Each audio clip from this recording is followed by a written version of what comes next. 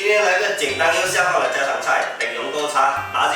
这是鼎蓉菇、鹿茸菇50克，干鱿鱼1个，还有几个葱头。先把干鱿鱼洗一下，这是南澳的仔油海椒。洗干净的干鱿鱼加40-50度的温水浸泡2个小时，水多一点。如果想要快速泡发，也可以用碱水泡。鹿茸菇也用清水浸泡20分钟，温水就可以。来把泡发的鱿鱼切小，把鱿鱼切成丝，葱白切成2段。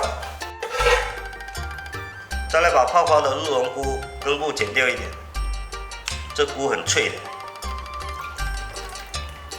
煲汤炒都非常不错。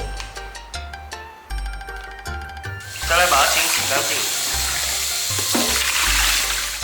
洗干净的鹿茸菇先倒锅里焯一下水，煮开半分钟即可。来把它倒出来，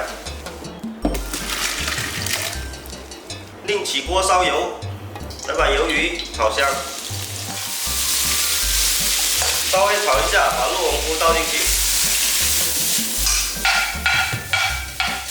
翻炒一下，加一点点水焖，再来调点味，少许盐，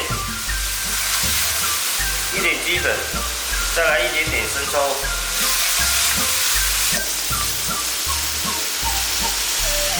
稍微焖个2-3分钟，来勾一点薄芡，把葱段放进去，出锅前加一点八尾油，翻炒均匀就可以上菜啦。